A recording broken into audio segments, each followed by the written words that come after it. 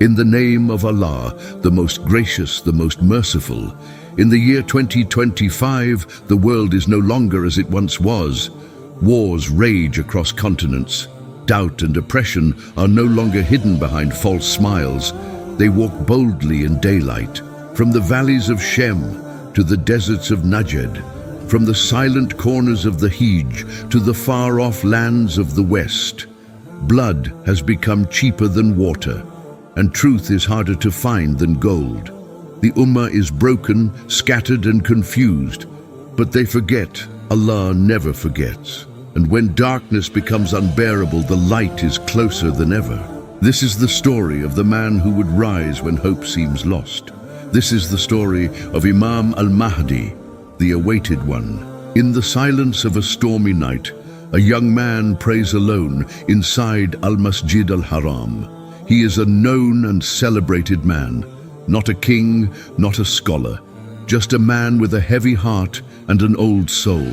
He does not know it yet, but the weight of the world is about to fall on his shoulders. His name is Muhammad, the son of Abdullah, the same name as the Prophet Muhammad, peace be upon him, and soon all of history will know it too. The world thinks it is moving on its own, but unseen forces are at work.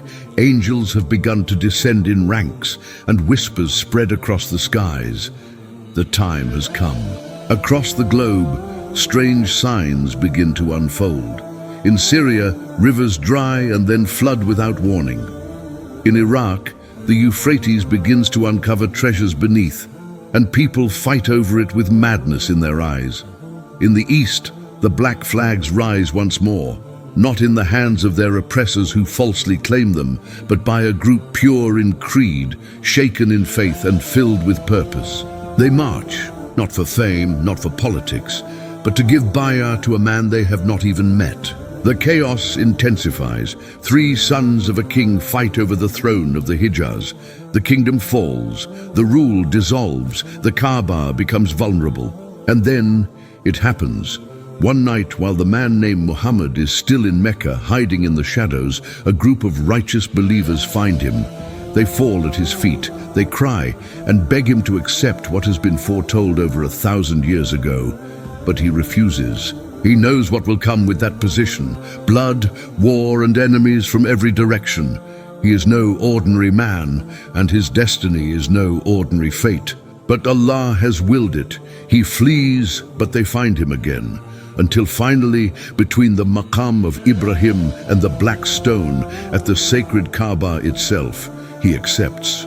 Bay'ah is given to Al-Mahdi, and the earth trembles at the declaration. The world changes overnight. People begin to speak in hushed voices. Have you heard? The Mahdi has arrived. Social media erupts.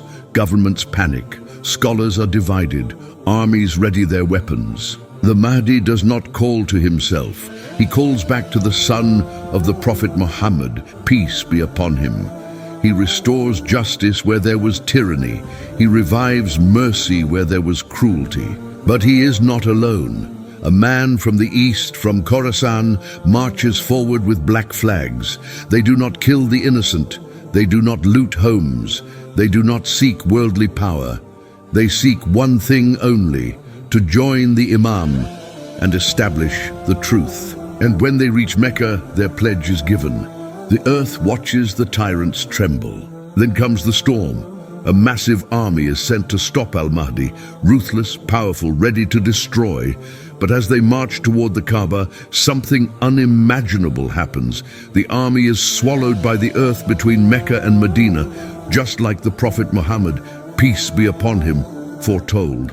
This sign spreads like wildfire. He is truly the one. The deniers panic. The believers weep. The hypocrites plot. But this is only the beginning. Dajjal is not yet here, but his shadows stretch across the world already. Media outlets begin discrediting the Mahdi. False scholars issue statements. This is not the real one. Corrupt leaders unite under a banner of peace and stability, launching attacks on the believers. The Ummah must now choose, not between countries, not between groups, but between truth and falsehood. As the Ummah gathers support, victories begin to take place. A series of battles are fought, each one foretold in the Hadith. Justice returns to lands that had forgotten its taste. Children learn the name of the Prophet Muhammad, peace be upon him again. Mosques that were empty now overflow. But there is no time to rest, for the final war is